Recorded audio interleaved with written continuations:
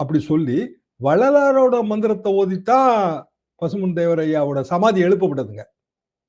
சன்மார்க்கம், சன்மார்க்க முறையில் நடந்தது. தேவரையா பிறப்பால் இந்து மத சடங்குகள் கிடையாது.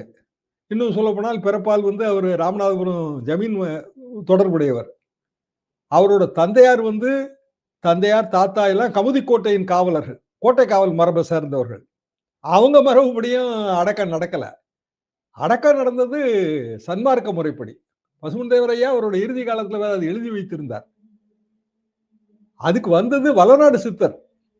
இப்படி அதுல பல விஷயங்கள் இருக்கு, பல சங்கேத பொருட்கள் இருக்கு. இன்றைய வரைக்கும் அது அப்படித்தான் அந்த மரபு தொடர்ந்து கடைபிடிக்கப்பட்டு வருகிறது. ஒரு கிட்டத்தட்ட 12-14 வருஷம் இந்த மரபுப்படி நடத்திட்டு அதுக்கு பிறகு இனிமேல் குரு பூஜையை நடத்த வேண்டிய பொறுப்பு உங்களுடைய இது அப்படின்னு அது பொது பொறுப்பா கொடுத்துட்டாங்க. அது பிறகு இப்ப இருக்கிற பிரசிடன்ட் கமிட்டி நடத்திட்டே இருக்கு. ஜெயலலிதா அவர்கள் தங்க கவசம் கொடுத்தது எல்லாம் எல்லாருக்கும் தெரிந்த விஷயம்தான்.